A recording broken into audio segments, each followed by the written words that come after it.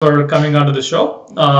Again, once again, just for the clarity, Mr. Robert Cadena is running for the Congress in Texas, the 18th from the 18th district. He's on the ballot for the Republican primary runoff and on July 14th. So we wish him all the best on the day, and we would like to know more about him. So, Mr. Robert Cadena, can you tell us more about yourself, please? Sure. Um, I'm a lifelong resident of District 18. I was born here in Houston back in 1975. I've lived a majority of all my life in District 18, except for about 2 years, where we briefly moved to Laredo, Texas, for 2 years and when I was in between middle school and elementary. We came back and pretty much been here all my life from that point. And I have I'm married. I've been married for about 24 years now, and we have 4 boys. They range from 19 years up to 23 years of age. And my wife and I, we are a believer of God.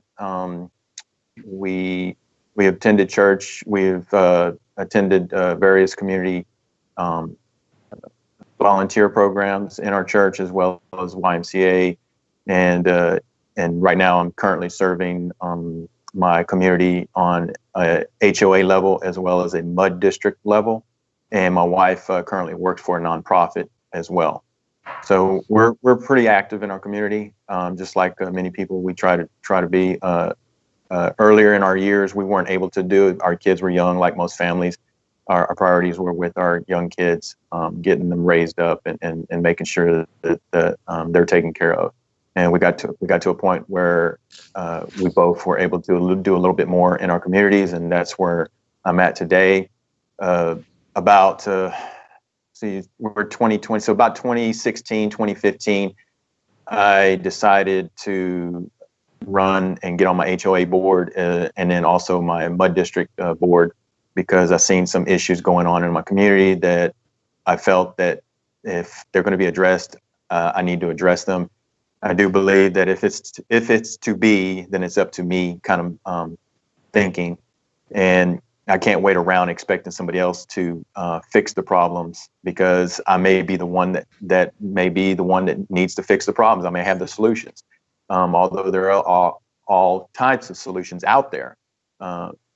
If you care about something, if you're passionate about something, then I believe that you need to move forward in pursuing to try to find a solution and address those issues, whether if it's an issue that only affects you or an issue that might affect a lot of people in the community, regardless of where you live.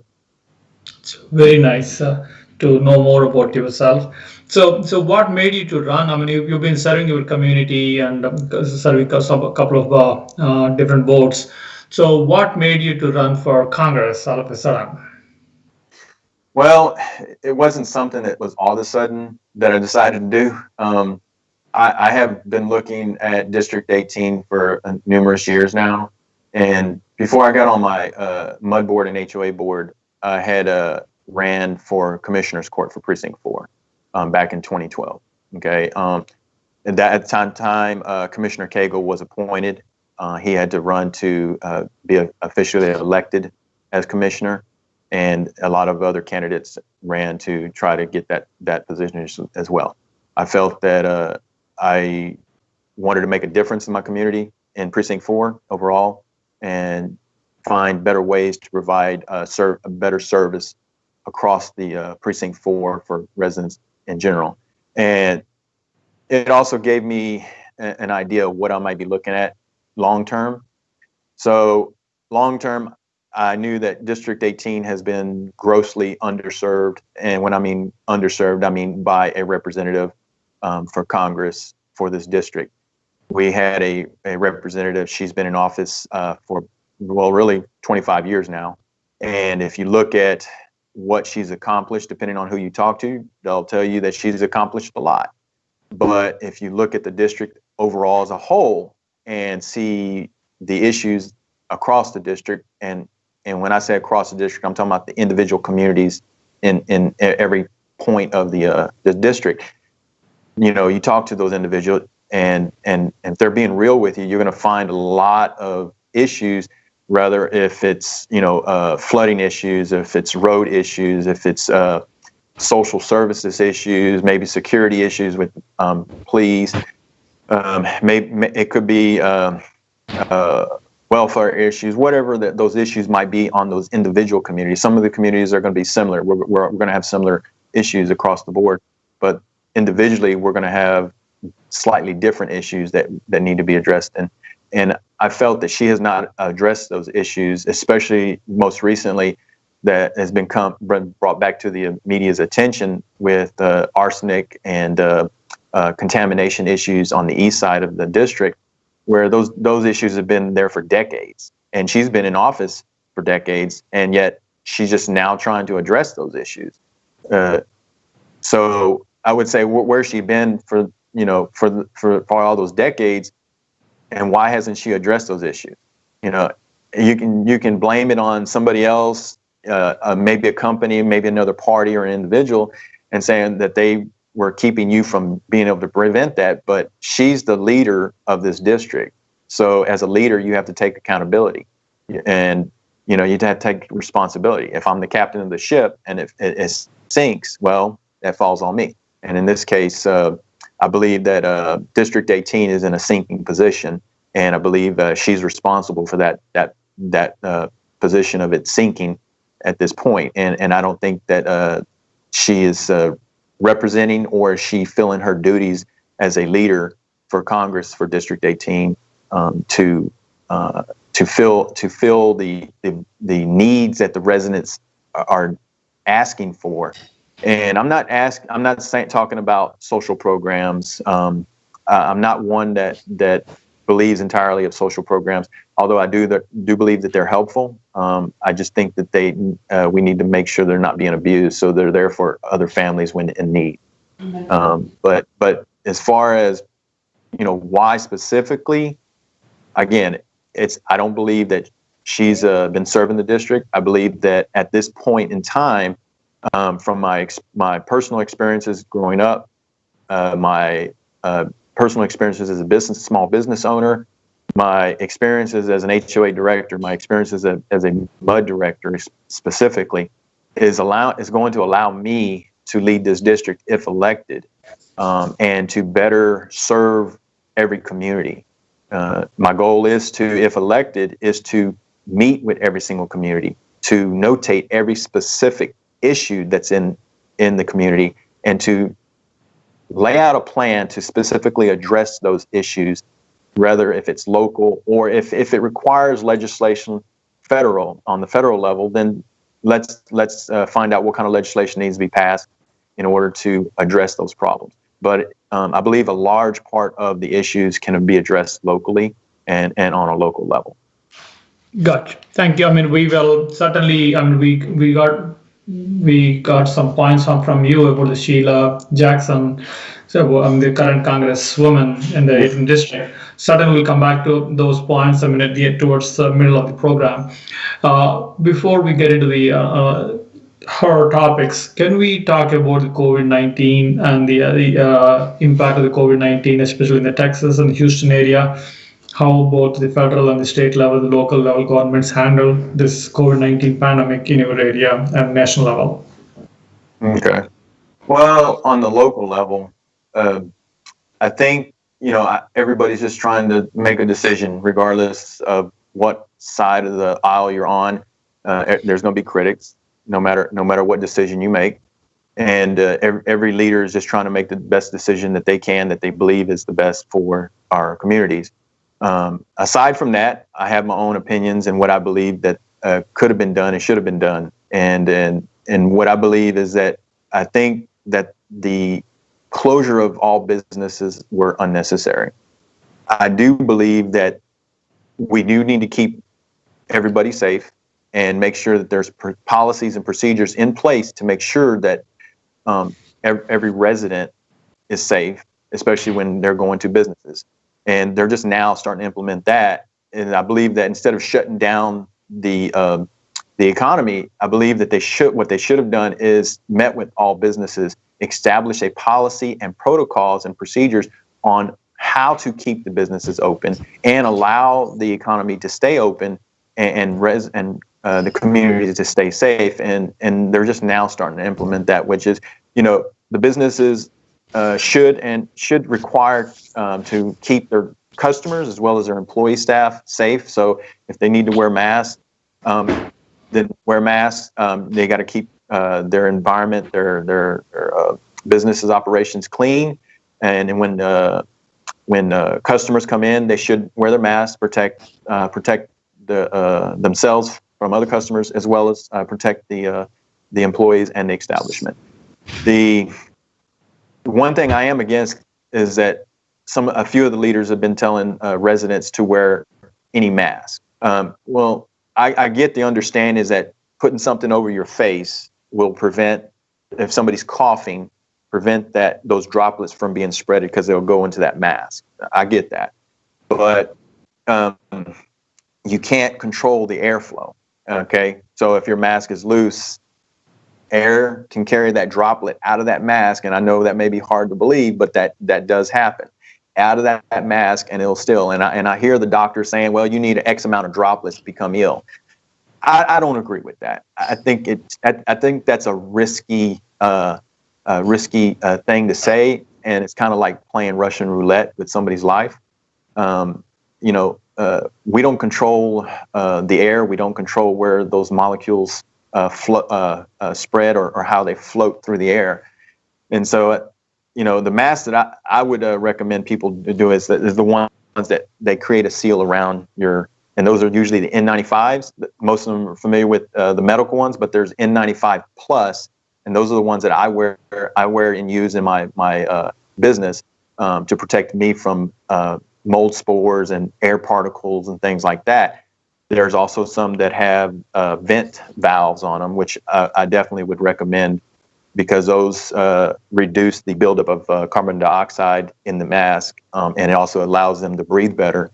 Especially because if those masks that don't have those vent valves get wet, it makes it very difficult for you to breathe. And I know that professionally because I have to deal with those kind of masks on a daily basis. But, every family has to make a decision. Okay, you, me, our neighbors, we have to decide what's best for us. And ultimately, we need to leave that up to the families. But at the same time, my decision, what I decide for my family, cannot affect you, my neighbor, or my fellow resident in any form, because now my decision becomes your problem. If let's say I don't wear a mask and I walk down the street next to you and I'm coughing, I'm not nowhere near you, but you might come just within a few seconds in that area. I just adversely affected you and you don't even realize that, and you may become ill and you don't even have an idea that it may be. So, I get it. I'm a constitutionalist. I get that, people want to be able to make their own free choices, and I support that. But at the same time, our choices cannot affect our neighbors' ability to make their free choices as well. And so I think as a nation with a constitution that promotes individualism, it is a very high responsibility that we each have to have this ability to make free choice for ourselves, our lives, our families. But we need to understand that there's a higher level of responsibility than just making the choice to go to dinner tonight, or owning a handgun, or being able to decide where I'm going to work or live or move. I mean, there's a lot more choices in that single choice that we're making. And people don't always understand that. And if we take the time to think about how much impact is on that single choice that we make, how much impact we have on others on that same that choice that we make, I think people would understand a little bit better. But it's a touchy subject, and right now I believe everybody is making decisions based on a political move, rather if it's best for their political career, or is this a good idea to promote my political agenda. In the end, we just need to make what's the best decision that's for our families, for our community, and for our economy, especially because right now what I've been seeing, and a lot of people have been seeing, is you go to the businesses, I mean, it looks dead. It's a desert. And what I'm afraid of is that when we come out of this, we may not have any businesses left other than major corporations that have the money to stay afloat. And I don't think in the end, I don't think that's going to be good for our communities or our economy in the end. So, I mean, you're talking about health. Well, okay, we need to talk about our health, but we need to talk about health of our economy as well. Gotcha. So yeah, health and economy.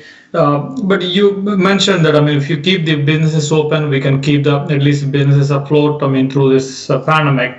But say if you look at the numbers, I mean, the states where they have been open, I mean, during the beginning initial stages of this pandemic time, they are the one who are getting more number of cases now. Let it be Texas or Florida, even California is also coming back again with the new cases.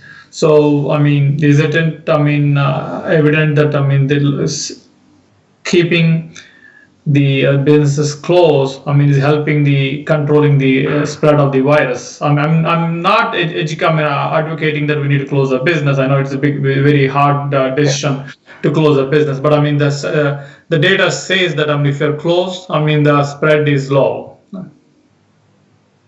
Well, that's one way you can look at it. I mean, obviously, if the businesses are closed and nobody's going in and out, obviously the spread is going to be minimal or none at all. But at the same time, is that all you're doing is slowing down the spread. You're not really preventing it. The virus is going to be still there. I mean, we still have the flu virus. We have the cold that spreads around every year, no matter what. I mean, it really doesn't pick and choose on when it's going to come and go. I mean, there are certain seasons where the spread is less. It's not as dominant. And in this case, so far, everybody thought that the virus, the coronavirus, is going to slow down as the temperature warms up, but that has not been proven the case. It seems to be still thriving and still moving as just as strong. Now, it just, again, it goes back to, I guess, what kind of agenda somebody's trying to promote, So, if you're trying to prove the case that the virus is deadly, then I think everybody's in agreement that the virus is deadly.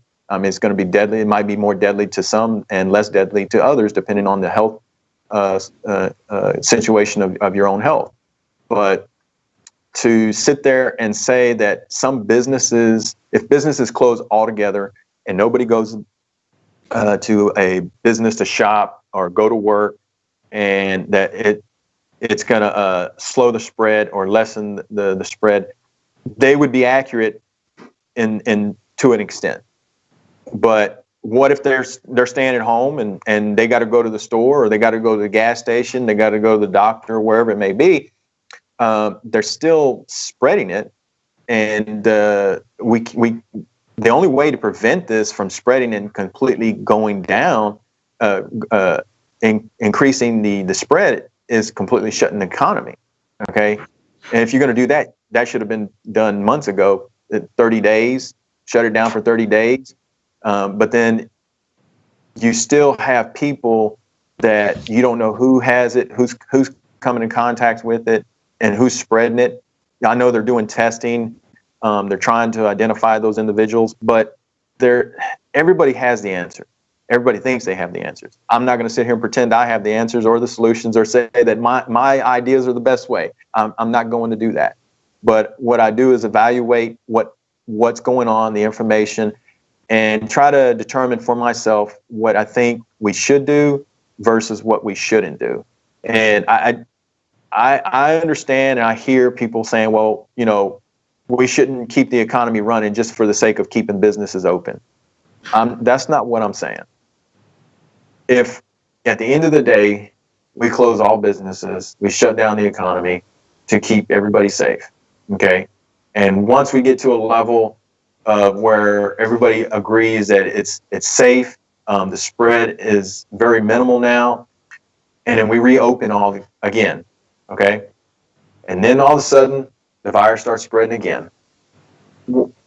We haven't really solved anything. All we've done is prevent it from spreading faster. We just slowed it down, but we're not resolving the problem, which is the virus, okay?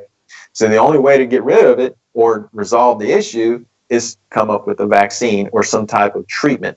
Just like when we have a treatment for flu, we use influenza. So for the influenza, we use Tamiflu, right? Generally, when people get sick, they're going to be treated with Tamiflu.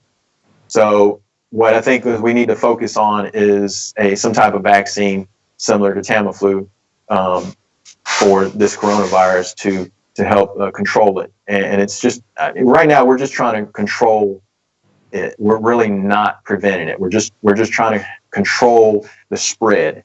And you know, are we winning? I would say yes, but depending on the numbers you look at, you might say no. So I will tell you this. One of my board directors recently was diagnosed, well, actually tested positive coronavirus. Okay, so he's quarantined. He's been quarantined since last Monday, and so you know he's in his house and he can't do anything, and he's having symptoms. He's having runny nose, achy pain, coughing, stuff like that. And at first we thought maybe it was just flu. I mean, not flu, allergies, because he does have allergies. And but when he finally got tested, he tested positive. We just as a board, we told him, take care of yourself, stay at home, and just keep us informed what's going on. I mean, I want to keep business. He knows my position. And he's a Democrat. He votes Democrat. So and we get along. We have conversations. Even though we're different parties, we vote different parties. We're open-minded. We listen to each other's views and we conversate. And sometimes we agree, sometimes we don't. That's just the way it is. But and he's a small business owner himself as well. So and he felt unfairly targeted when he had to shut his business down and he couldn't open up until they told him. Because he has a livelihood, and so and he felt it injustice. And from a small business owner, I look at this. Yeah, I want to keep my customers safe, and I want to keep residents safe. But at the same time, it hurts me to see that small businesses in business in general are struggling. That they're just trying to stay afloat. That's just paying the bills and keeping them there. But ultimately, is that going to carry them over after all this? Are they going to, after all this is over, are they going to be able to stay in business? Are they going to continue? Are they going to have to shut down? We just don't know that. And I don't think anybody can answer that right now. But looking at the facts, I'm going to say is a lot of businesses are going to just end up closing doors and just disappearing. That's just looking at the numbers and looking at the facts, and then the consumers, after all this is over, is going to be wondering what happened to all these businesses. Well, the coronavirus is what happened. I agree. I mean, the small businesses is the one which is going to suffer a lot, and the self-employed and the small business owners, are going to go through this lot of pain, especially, running the business and also taking their own family and their own lives. Yeah, we have to see how they're going to recover, and probably we may find new ways to revive the economy, revive their businesses. Let's hope for that. And I know the PPP has helped a little bit, but I don't know how long it can take it. So we will, let's hope and pray things will get back to some normalcy in the lives of the small business owners. Coming back, switching the topic from this COVID-19 to the which is related to the COVID-19 and also the regular life healthcare is another issue in our country. It's been there for more than 2 decades, and we'll be talking about high cost of health insurance, and not everybody has access to the health insurance. And on the other side is the affordable, as we discussed about the affordability is going down. So not everybody is able to buy the health insurance, or cost of living is also very high, let it be housing or anything. Right now, with the affordability is low, many people are. That's the reason. The Green Party movement and the Bernie Sanders movement has picked up. That's where everybody wants something free healthcare. I mean, a slow-paying healthcare system and free college education. So those are the main agendas of those parties. So what do you say? Republican Party is the stand is a little different on this topic. So what is your view on healthcare and reviving the healthcare? This is the hot topic of the people in the country. Well, I do have a very passionate position on healthcare. That's something that I have been looking at for probably about 10 years now. Okay. Well before Obama became president. And I've looked at, I've watched different documentaries, looked at the different information of the documentaries, and they were comparing different countries and the different healthcares from those different countries. And the vast majority of them were social program type healthcares, where the government essentially was paying for it. But the one thing that they did point out is all those countries were going into bankruptcy. They were going into severe debt because of the healthcare system and the way it was designed to pretty much pay for the individual in the citizen. The thing is that people didn't realize is that the people were not getting free health care. They were paying for the health care through taxes. Okay. So the higher taxes you have, the better health care you have. In some cases, there was a panel in a few of those countries where a panel would decide on what kind of health care you would get, or if you were going to get that service at all, depending on your age and your health condition. And I think that's a big concern here in this country is if we go to government paid health care, will there be panels determine are you're going to get the service or no? It's not worth spending the money on you. We're going to give you what would essentially be called hospice care. So they give you medicine to make you comfortable, and then you just pretty much wait until you die. So a lot of people are concerned with that. What I've been looking at is that I do believe in a free market healthcare, but what I've observed to be the problem is the insurance industry, the pharmaceutical industry, the emergency service industry, the billing and coding industry, the hospital system industry. All those factors are the problem. If you go into any store, even a lawyer's office, mechanic shop, whatever, you can get a price, you can get a cost on what it's going to cost you to get a specific type of service.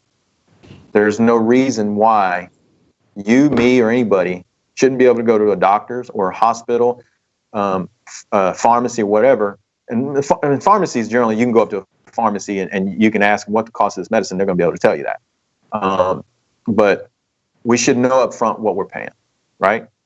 That's first and foremost. Second is why is it costing so much for let's say a hernia surgery?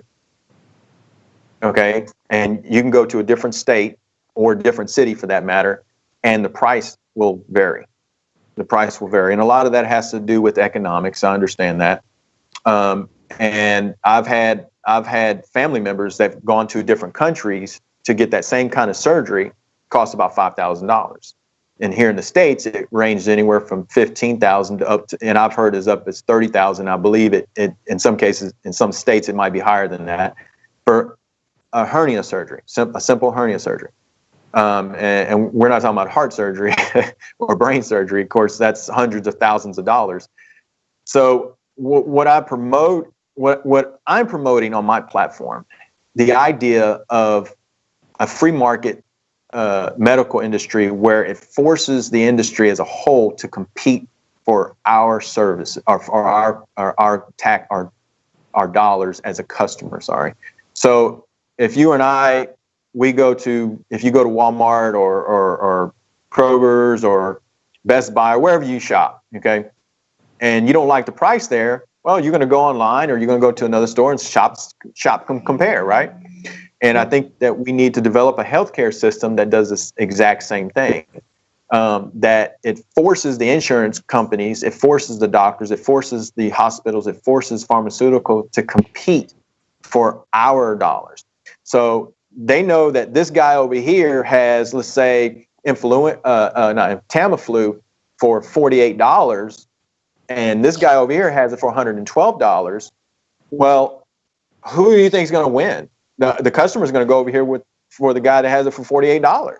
Okay, and so we need to take that concept and implement it into the healthcare system instead of putting it. Say, let's give free medicine, free healthcare to everybody, because the idea sounds great. Everybody wants free stuff, but how long will that last? Realistically, somebody's got to pay for it, and let's be real, we're not getting it free.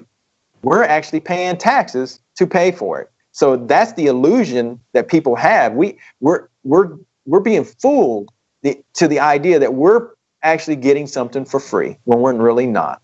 We're paying for it in tax dollars, because unless another country on earth is going to pay for our health care, we as Americans have to pay for it. So the idea of free, and it goes the same as tuition. Yep. If I go and borrow money. Yeah, stop you. One question I'm here. When you talk about the taxes, I agree with you. Nothing is free in this world. Somebody has to pay the bill. So the taxes are the one which are coming up. But when you come to the social safety net point of view, see, somebody may be disabled for some time, and somebody may lose their job for some time. They don't have revenue. For those kind of people, for those kind of people, they may be looking for some safety nets. But at the same time, when you create a safety net, the other challenge is, some people will abuse it. They would like to stay on the safety net for a long time and be lazy, and they don't work and don't pay the taxes. So we have both the things. It's a catch-20 situation, I know. But what is the solution for the people genuinely who are out of job and who are disabled, or who are not able to, in the free market, still they have to buy their own insurance, and they will not, if they don't have a job, they don't have money, they will not have insurance. Is that right? Yeah, that's accurate. And like I said, I'm not going to sit here and pretend that I have all the solutions. But let me start with, as growing up, I grew up on welfare. Okay, my dad at one point in his life, he made good money. In the 80s, the bottom fell out. Everybody suffered. He lost his job. We were on welfare for a period of time. But one thing my dad always said is that this is just temporary. We're not to live on it permanently for the rest of our lives. Once we get back on our feet, it needs to be there for the next family that needs it. And I do believe I'm not supporting the idea of eliminating welfare or social programs altogether. What I am supporting is the idea of making sure we have a system in place that allows families to pay for their health care at a reasonable price, affordable price. But for those that are out of work, have health conditions that don't allow them to work, whatever those reasons may be, and they're legitimate, they've been vetted, they've been verified, that we have a social program in place like we do, but it's not being abused, and it gives them an avenue to get health care that they can no longer afford, or otherwise would not be able to afford. And we're a nation that loves to give, to give charity. And I'm not telling my neighbors that you have to do it. I want you to come to your own conclusion that you're willing to help your fellow neighbor, especially those that believe, rather if whatever faith you believe in, if they believe in charity and they believe in helping their fellow individual, then I know those individuals will be more willing to give than ever if they're not forced and told that they have to. Everybody loves to give. Everybody loves to help their neighbor. But what they don't like is being forced to, being told they have to. You're taking their choice from them, saying you don't have a choice. You don't have a right to make that decision, when that is completely wrong. So when you give them and allow them to make that choice for themselves, they're more willing and more freely going to give and going to help, and don't have a problem with that. I don't think that's ever been the issue, is helping families and individuals that need the help. The issue is the fact is that government, and you have leaders telling people that we're going to take your ability, your right away from you to make what you think is best for yourself, and we're going to make that decision for you for your health care, and we're going to give all these other people free health care, and we're not asking your permission. Okay, that's essentially what they're telling you. They may not say it directly in those words, but that's essentially what they're saying. And I don't think that's right. But again, I'm not supporting the idea of saying, oh, well, these people here can't afford it. They got to deal without it. No, I think that from a Christian perspective, I think that's completely wrong. But from an individual perspective, let's say even if I wasn't Christian, just my values alone would not allow me to support that kind of thinking. And I do know that there's individuals out there that believe that way. I don't support those individuals, nor would I agree with them. But that's where my position is. I'm more looking for solutions that are going to resolve the problems, but at the same time support the idea of what the Constitution stands for. Gotcha. Okay, thank you very much for your views on this particular topic. Sorry, I interrupted you on the education. I mean, do you want to No go problem. to tuition? Yeah, if you want to say, talk about education, please go ahead and say your views on the education and Sure. the tuition fees. I mean, we were talking about the college tuition fees, or yeah, please go ahead. Okay, that's where the other the Green Party and the Bernie Sanders party, free tuition for the college and all those things, because the affordability, because it's becoming a big toll on the students once they come out of the college. I mean, they have a huge debt on their head, and they have to work hard to pay them back, and then have to lead a general life. So it's becoming a little harder and harder for the younger generation to cope up in the life. So yeah, please share your views on that one. Okay. So with the college, I have student debt myself. I'm still paying that off. And, I didn't go in there expecting somebody to pay for my college. I actually didn't even expect my dad to pay for my own college. If I was going to go to get a little more education, it was my choice. I think some kids nowadays, they feel entitled that their parents should pay for their education. Again, that goes back to the individual family. They got to make their own choices. Parents want to pay for their kids' college. That's their choice. None of my business. That's their choice. But as a student, if I'm going to get a loan from the federal government and decide to go, rather if it's get a law degree or get a doctor's degree, whatever that degree may be in arts, whatever it may be, that's my decision. Okay. So now I got to look at what the cost of that degree is going to cost. And today, a lot of these degrees, the cost is just completely out of reach for a lot of students that want to seek those degrees. And if they do decide to go, as you said, they're going to be severely in debt, and they're going to have to work it off. And the reality is it's going to be years before they get to that plateau to where they can afford to pay it, because they may go years before they will be able to pay it. They won't be able to pay it for years before they get to that point that they can pay it. And that was the case for me. And my wife, she has a school debt as well, and she works for a nonprofit, so she doesn't make enough to pay for it. And I know some people out there are going to say, well, that's your decision, that's your wife's decision. That's true, but money doesn't drive me. The money is not my driver. It's family, it's community.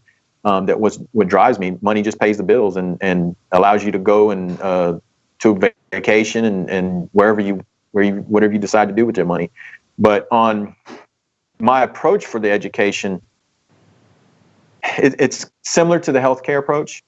You look at the universities, rather major universities, wherever private universities, a lot of them, look at how much they're paying their staff, the professors. A lot of the staff, they're making millions of dollars, and they justify it because, well, this individual brings in these donors or brings in these people. Okay. Well, a lot of these universities are getting money from the federal government. So the way I look at it is that they need to lower how much they pay. I don't have a problem with somebody being able to make the money that they want to make and they decide, but that's on an individual. If you have your own business, guess what?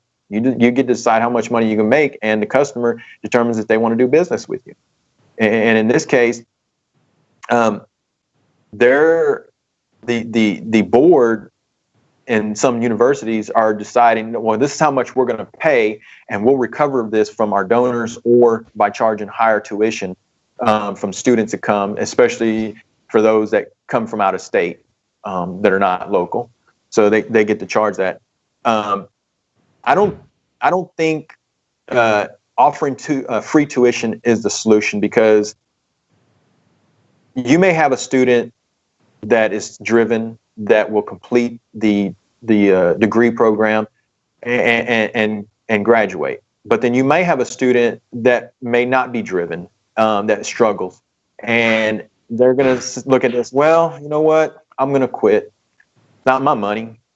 So they're not going to appreciate the fact that the money was given to them to complete an education to help themselves, versus somebody. If I pay out of pocket for myself, well, I'm going to work harder to make sure I pass and graduate, because I'm spending my own money. I don't want to waste my money. And it's the same thing. My oldest son, he attended 1 year of college because he wanted to become a law enforcement officer, but he was struggling, right? He was struggling. And I told him, look, if you're not making the grades, you need to make a decision. Either you're gonna take more time to study, to spend more time in studying and learning, and if you have to get more tutoring or whatever, then you need to take more time and do that. But if you can't, then you need to decide if you're going to continue in college, because you're really just wasting money. And it's not your money you're wasting, because you're not paying for it. You're either getting a grant or you're getting a loan, and that's not right, because other students could use that grant money, right? And I think as parents, as students, we need to be honest with ourselves. We need to, sometimes being a year before you go directly into college, unless you know for sure that you're going to get a specific degree and this is what you want, then I would say, yeah, go to college, get it done. But if you're not sure, I think people need to take time, a year off, really think about what they want, maybe go and serve, maybe work, and think a little to figure out what they really want to pursue, and before they go and seek that education. And I think the problem is with our society is that we pushed for decades that you need to go to college. You need to go to college. And college is not for everybody. It's really not. There's vocational programs out there that might be better for some people, and a lot of people might look down on vocational programs, but those people can make good money at it. If you're obsessed with money and you want to make money, you can make good money at some of those. But today's society is everybody wants to make millions of dollars right out of the gate. They want to be the next millionaire. And reality is that there's only so many people that are going to be the next millionaire, and so many people that are only going to be making $100,000 a year, and so many people that are going to make maybe only $75,000 a year. Is it realistic for everybody to be millionaires? I don't think so. Me personally, I don't desire to be a millionaire. I'm a simple guy. I just if you put me in a log cabin in the middle of the woods, I'll be happy. But if you want to, or my neighbor wants to be a millionaire and they want to travel the world, all the power to them. I'm not going to hold you back. That's great. It comes back to individual freedoms. And, I think this world is a better place because we have more individual freedom today than we ever had in the last 1,000 years. And it shows that. But education, it's hard to fight the idea of free education, because it's free education. Who wouldn't take free education? To be honest, and if you're honest with yourself, everybody's going to take free education. But I cannot honestly sit here and tell voters, families, that I support the idea of free education, knowing that at the end, at some point, it's going to be more costly to give free education than it would be for us to devise a system that reduces the cost of education to make it more affordable for families and individuals to go and achieve the education they desire. Gotcha. That's a very good view on the tuition fee. But I mean, again, coming back to say again, social safety net issue. I mean, similar to that. See, middle class and higher middle class and the rich people, they have some means to reach to the college.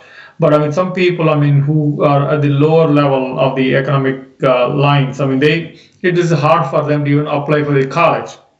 Mm-hmm. So for those kind of people who do, what kind of solutions do you see? Unfortunately, the things, the system, these things will come. I mean, pop up. I mean, because of to help the some people in the community. So I mean, so what kind of solutions do you suggest for those people? I mean, I know it's not your responsibility, but as we talked about it, I mean, I'm just bringing it. I mean, if you have it, if you want to skip it to something else, we can go back to another topic. As we discussed about it, I mean, just brought it up. That's it. No problem. No problem. So I just want to clarify, when you say people that are struggling or having problems, they can't, or struggling to go to college, what do you mean? I mean, you What see, there are people, I mean, who are academically strong, but financially, I mean, behind. So they will not be able to afford the tuition fee, and they will not be able to apply, dependent because if I go to this college, I know I can make it, but still, I mean, by the time I come out of college, I'll have 200K loan. So, I mean, I will not be able to, I mean, have a decent life and then do this one. So I will not be, I will better take some, as you said, occasional course or vocational course and then lead my life. So I'm talking about from those kind of people. Yeah. So, I mean, it's gonna take some time to develop a real solution for everybody. But some of the ideas that I was looking at, and we already have some businesses that already do these things, and Chick-fil-A is one of them. Compaq, I worked at Compaq for 6 years after graduating from high school, and they also had the same similar type of program in place. And there's other companies that have similar programs in place. And you know, you don't have to be a corporate level employee, but you can be just a bottom level employee.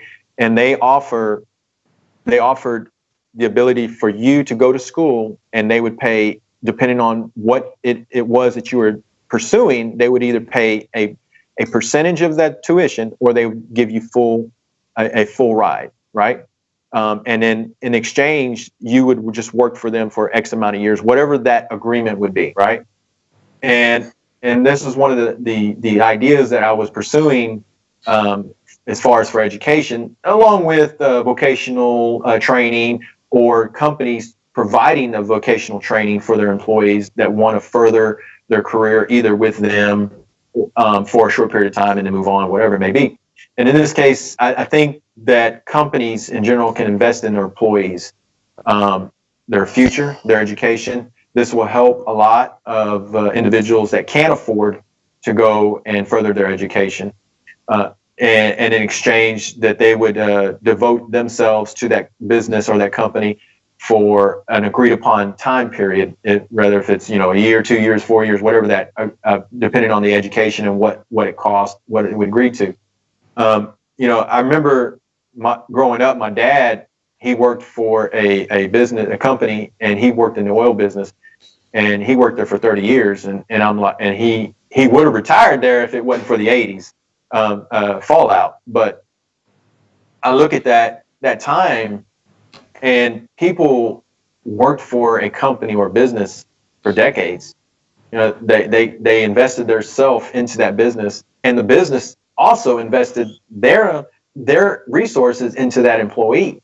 We're no longer like that as a country or globally. We're no longer like that. It's look at the employee as just a commodity, right? And we're just tossed away and replaced with another employee that they can pay for a lot less money. And I think that if we start having a communication between businesses, employees, to try to come back to a point to where they can invest in us, we can invest in them, and spend money on education for their employees to help grow themselves, but grow and they'll in return it'll be an investment into the company, because that employee will then come back and use that education that they acquired to help grow that company. And then once that agreed upon time is done, they can decide to stay with that company or move on to another company if they so choose. But the other one of the other factors, even with that idea, is that the individual. We have individuals that would love that opportunity, that kind of idea, to love to pursue that. But then we'll have individuals that's like, well, I don't want to do that kind of work. So they want to cherry pick, right? What kind of work that they want to do. But then they want to make a lot of money immediately. And they need to make a livable wage because they got to pay their bills. And that's just not realistic. I know we hear a lot about what normally would be considered part-time work, like working McDonald's, Target, Walmart, whatever, increasing their wages. And in the last year or two, there was a demand to increase the wage up to $15 an hour, whatnot. And the only thing is, those jobs were really designed for college or high school level students to make some money, to pay some bills while they're going to school. They weren't designed to live on, to make a livable wage. If they were, there would have already been a higher wage automatically. So if you work that kind of job, then you have to work multiple jobs, or you have multiple families working those jobs, and everybody contributes in the family to be able to support the household. That's just the way the process works. I'm not going to sit here and tell you that that's the solution for everybody. It may not. There's scenarios that may not work for a family. And I'm just sitting here and saying is that everybody is on the bandwagon of free. And there is no free. It costs you something. You may not understand that it's going to cost you something right now, but it will cost you something. You're giving something. Whether if you know it not now or later, you're giving up something. Either in taxes, freedom, something you're going to pay for. And people need to understand that. And there a lot of this is being driven by emotion.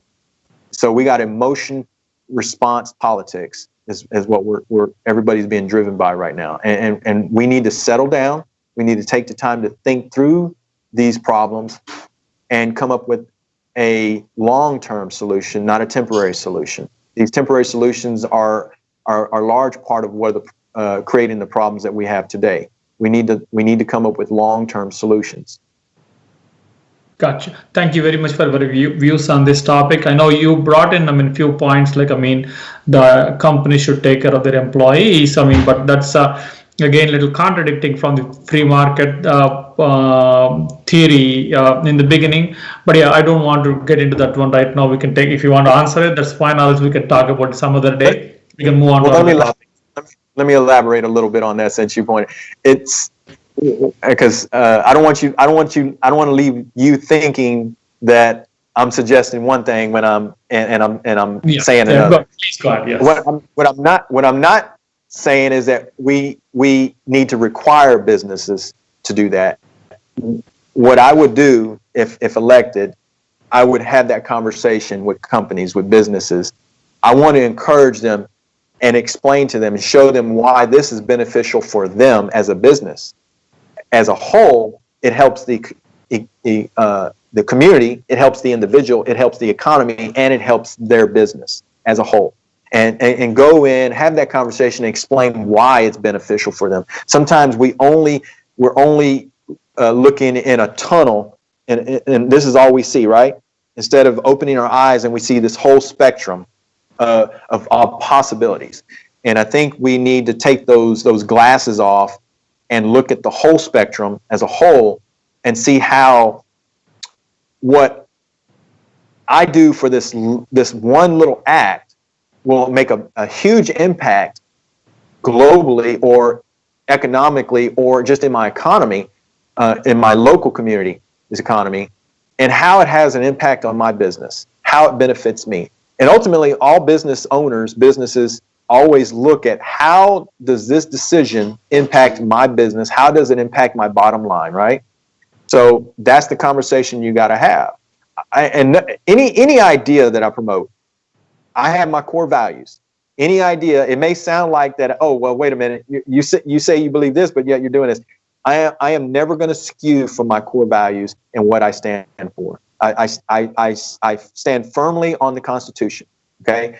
Any legislation, any ideas that I promote, it starts with that Constitution of this great country, okay? I'm going to look at that Constitution.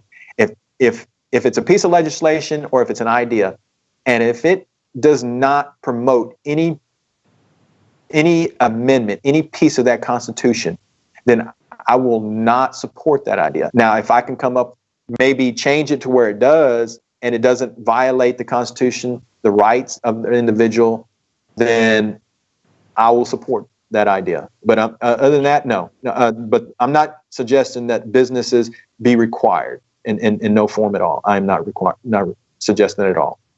Gotcha. Thank you very much for clarifying that. And another topic is hot topic today in the market is like in the Black Lives Matter movement. So what's your view and take on the Black Lives Matter movement in the US right now?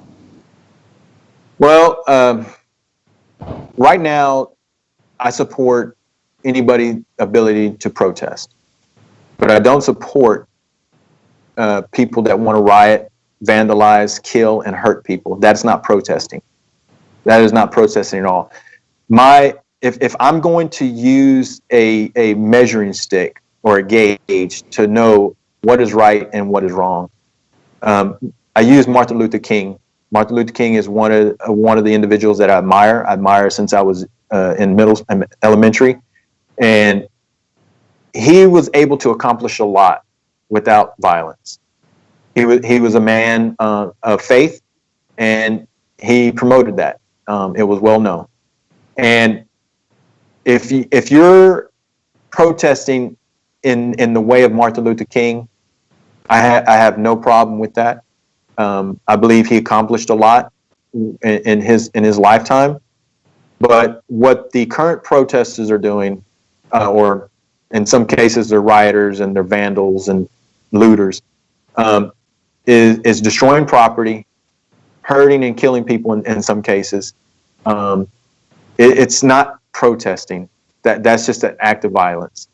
And what happened to George Floyd shouldn't have happened. Okay, let's start there. It shouldn't have happened. What the problem is not, and I know they're claiming racism. The problem is not racism. That incident had nothing to do with racism. Okay, that had to do with a policy issue within the police department. Rather, if the police department wanted to admit it or not, I've seen that position that used on other individuals, even in Houston, and it shouldn't be allowed. Now, if that knee was on his back, I don't think that would have been a problem. But to be on the neck or head of somebody, that's an issue. And if somebody's crying out they can't breathe, then they should have simply just moved the knee to his back to keep him pinned down. I understand they have to make sure that the suspect is kept pinned down until they can properly secure him or her. Okay, but to have him pinned down by the throat, closing off his airway, that is something that shouldn't happen, and that's a poor policy, poor procedure, poor training, and that shouldn't have never happened. I don't believe that to be a racist issue. It's on a policy issue, and I think that we have agitators, we have leaders that are using this situation to take advantage of it to promote their own propaganda and to promote the idea that racism is rampant. Is there racism still exists? Yes, there is. It's all across this world, and in some forms that people don't even realize. But but to sit here and say that we are still living in a world 50 years ago is grossly misstated. And anybody saying that we live in a world such as that today is completely wrong. It's completely wrong. I've seen people that especially these Black Lives Matter and these Antifa, and there's another individual, Sean King, and then there's the individual name, his stage name's Killer Mike. Some of the language and the statements they've made based on my understanding and what Martin Luther King stood for, the words and the statements that they make are racism at their core, and I will call them out, and I have called them out on social media, stating that these individuals are racist at their core. The very statements, they're talking about white power, but yet they're out there calling for Black power. That in itself is racism. If they want to say somebody's saying white power is racism.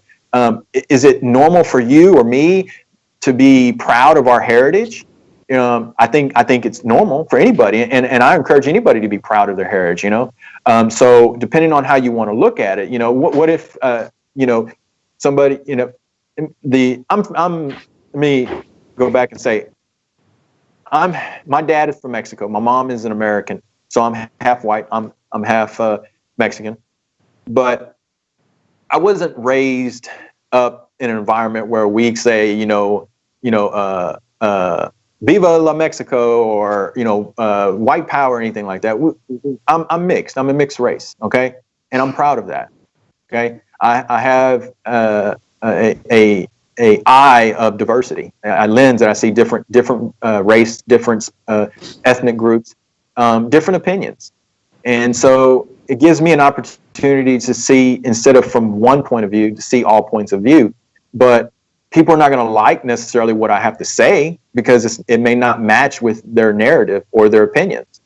But I think it's okay for every ethnic group to be proud of their heritage, and say, yeah, we're Indians, and celebrate y'all's heritage. Or, Mexicans, hey, we're Mexican and we're proud to be Mexican. Okay, celebrate your heritage. And just like Blacks, they can be proud that they're Blacks and their heritage originated from Africa. And whites, they come from Europe, originated from Europe, whatever country that in Europe they may have originated from. I think we're so focused on the ethnic and where we originated from, instead of looking at the core. Okay, so if I come and say, well, I'm better than you because I'm white, then we have a problem, right? But if I'm just simply stating that, I'm proud to be a Mexican or proud to be white, that doesn't make me racist. It doesn't make me trying to be better than you because you're Black, or you're Indian, or because you're white, or whatever it may be. It just means that I'm proud of my heritage. Okay, and if my heritage, a part of me, is white,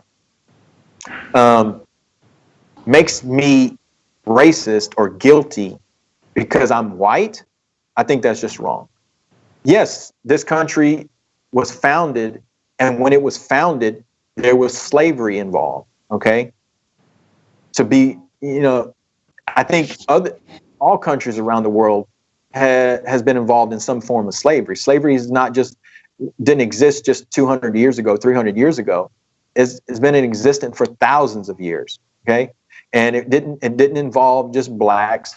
It involved whites. It involved Indian. It involved Africans. It involved Turkish. It involved Russian. It involved Chinese, Japanese. It involved everybody. Everybody at some and across the world was enslaved at some point. So to sit there and say that it's only happening to them, I think that's just grossly unjust and just wrong. But sometimes, and in this case, I think everybody's reacting emotionally, not thinking with their heads, and they're just reacting emotionally. And we have leaders and agitators that are taking advantage of that. They know that, and they're abusing that, and they're benefiting from that for their own gain. And these individuals don't realize that. They don't and I don't think they're taking the time to realize that. And we need to. Right now, we're in a situation where we're destroying our country, or groups are destroying our country, and we need to unify as a country and say this is enough. I get it. Yeah, policy needs to change, but if we never move past this racism card that's always being put out there, racism will never disappear.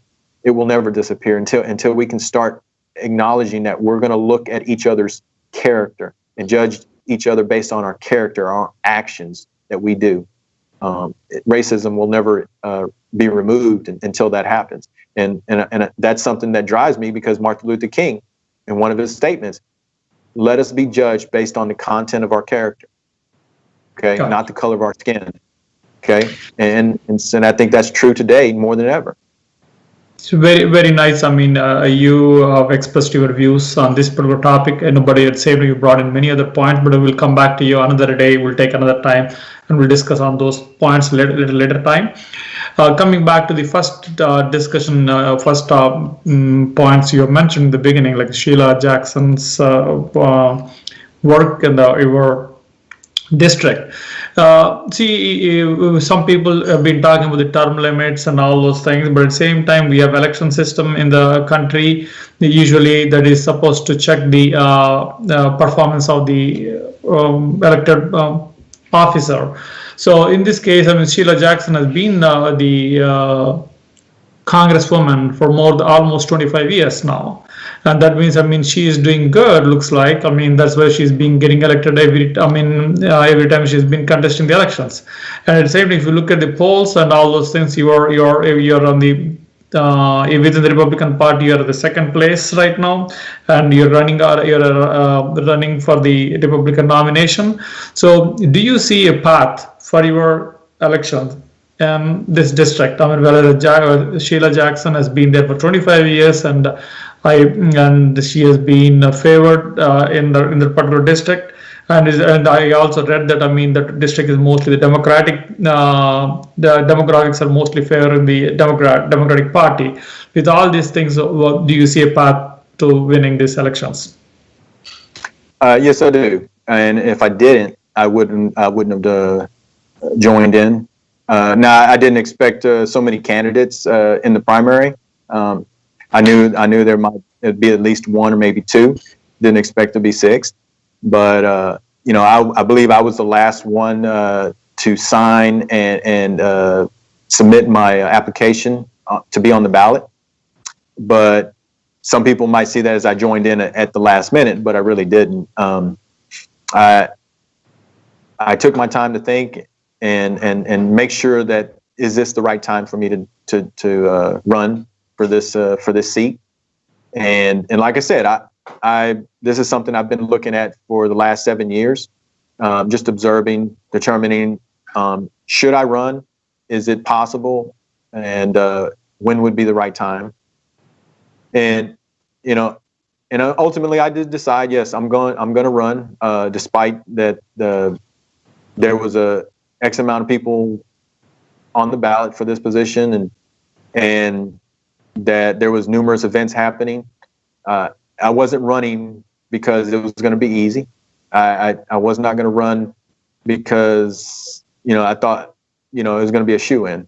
I expect nothing less but a challenge. I think that's good for character. It builds your character, and if you don't have a challenge, I don't think that's good for the individual. Challenges force you to be better, become better. Now, am I, the perfect candidate? No, I'm probably not an ideal candidate for some individuals, and I may be for others. I think everybody is looking for their perfect candidate. Reality is there's no perfect candidate. So you need to look at what that candidate is bringing to the table. What can they do? Are they going to be able to hopefully resolve some issues?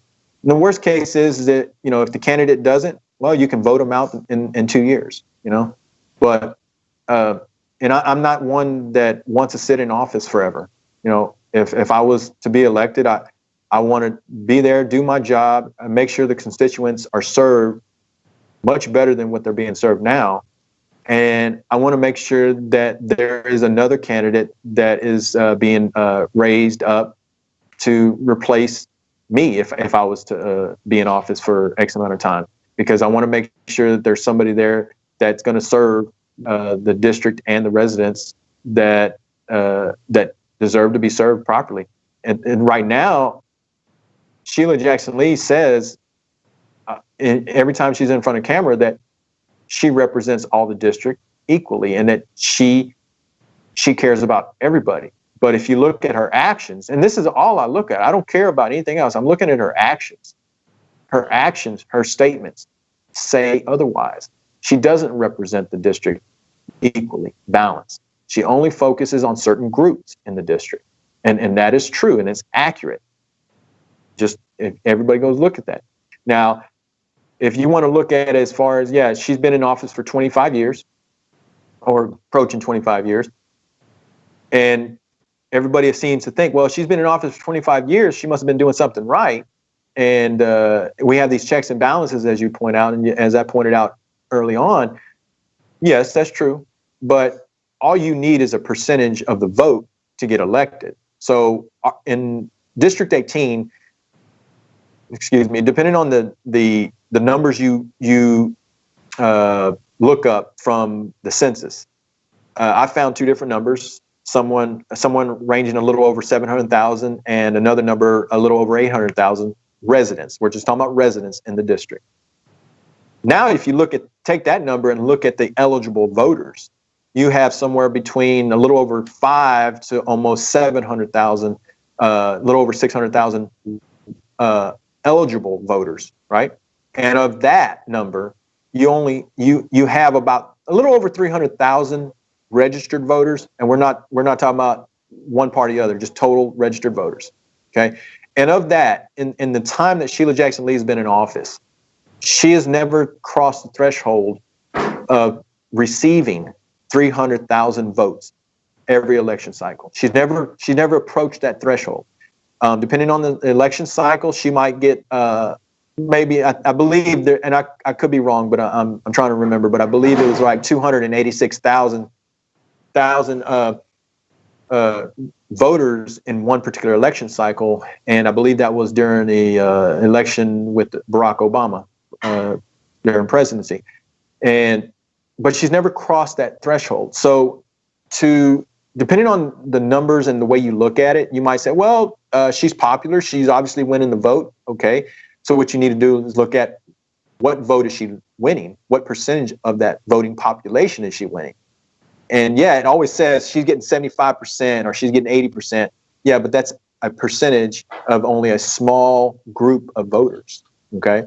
So you got to look at it like that. So that means that she has, let's just say for the argument, she got 298,000 votes every single time. And if we have 500 or we have 600,000 votes, let's say 600,000 votes for the sake of argument, so she gets 298. So that means I have two voters that I have to win in order to beat her. That means that she has the other half that she's not attracting or she's not getting. That means I have to attract or win. And from my observation before I got into this, I looked at that. Okay, so she's getting a group of core voters, and it's only a small number of those core voters that she keeps every single time, depending on the election cycle and what's going on in the election cycle. Then there's voters that are just not going to vote for her, even if they're Democrat. They just don't like her because of the way her character is, or her behavior, or her politics. They just don't like her, even though she's Democrat. Okay, and then you have independent voters, you have libertarian voters, and of course you have your Republican voters. Okay, so but you also have swing vote Democrats. Okay, those are Democrats that will decide to vote one way or the other depending on what's happening. So those are the voters that a candidate has to go after and has to be able to acquire those votes. And then the other factor is that, like I said, is that if you're not the right candidate, if a voter feels that you're just not the right candidate, they're not going to show up and vote for you. They're not. So it's that simple. Just because you have an R next to your name, or you have a D next to your name, or an I or whatever, they're not going to vote for you just because you're on the ballot. You have to be able to get them to come out. And sometimes it may be what you say. It may be a platform that you're pushing on your campaign.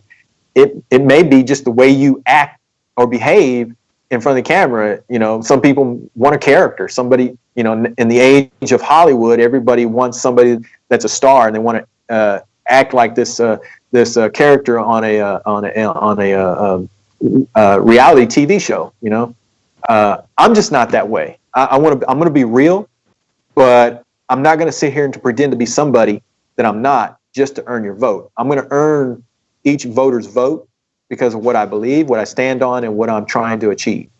That's what I feel that I can win.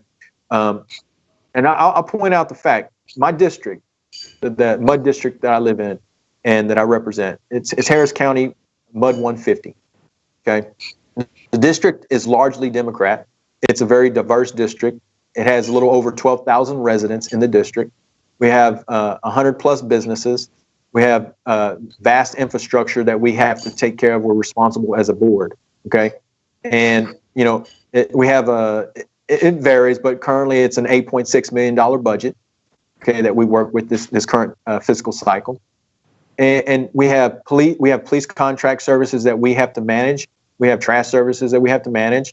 We have apartment complexes. We have multiple neighborhoods. So this district is much like a small city, town, or commissioner's precinct. And we're responsible for all the residents and making sure that we provide excellent service to the community. And if I'm comparing that to District 18, the majority of the district is Democrat. The majority of it. We're talking about 80, maybe 90% of the district Democrat. Okay, the rest of it is going to have some pockets of Republicans. Okay, yet I'm serving this community not because I'm a Republican or not because they know I'm a Republican or don't know I'm a Republican, but because they trust in the decisions that I'm making. That's why. I worked at that. I worked to earn their trust. Okay, I laid down what I'm trying to achieve. Okay, when I was running to get on this board, on this MUD board. Okay, one of the things the district didn't have is a website. That was one of my goals, to accomplish a website.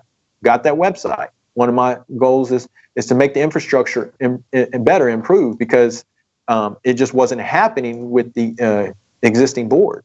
And they were more concerned with making sure they didn't spend money. Well, the whole idea for us as a MUD board is to collect money to make sure the infrastructure is maintained and kept sound, so we can continue our services. And so I made sure to get other board members elected that have the same like-minded goal to make sure our district is maintained, taken care of, and that we're serving our community, our residents well. And that's what I've accomplished. And there's many other things that I'm trying to accomplish in our district to enhance it, to make it better, and bring the quality of life better in our district. And it's the same approach that I would do with District 18. And this is why I compared my MUD district to District 18, because it is a small form of District 18.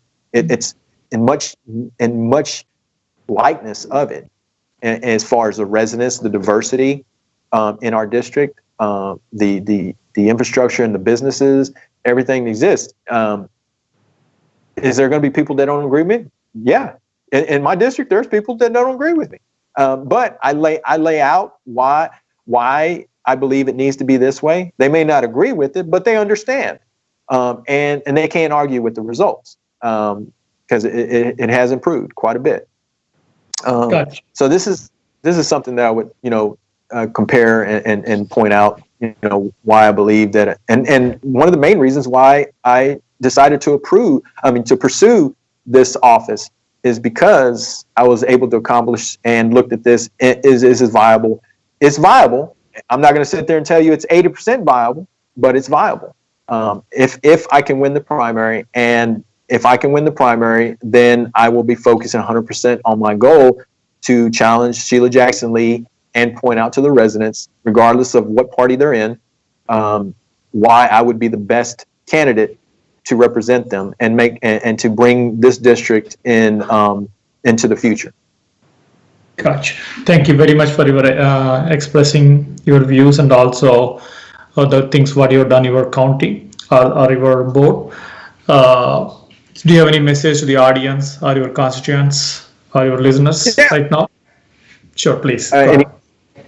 Yeah, well, again, my name is Robert Cadena. I'm a candidate, Republican candidate for the Republican primary runoff, and I would like your vote. And go to cadenaforcongress.com to learn more. You can also call me if you would love to contact me personally at 713-258-0123.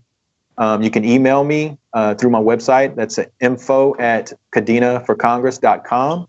And if you have any questions or concerns or just want to know a little bit more about me, feel free to call me, email me. But you can learn also a lot more on my website as well. And I would appreciate and consider your vote if you vote for me for this election. Thank you. Thank you very much, Mr. Robert Cadena, for coming onto the show and expressing your views and the thoughts very honestly and openly. And we wish you all the best in your elections. Thank you. All right. Thank you. Thank you for having me. Have a nice rest of the day. Thank you. Y'all too. Thank you. Bye.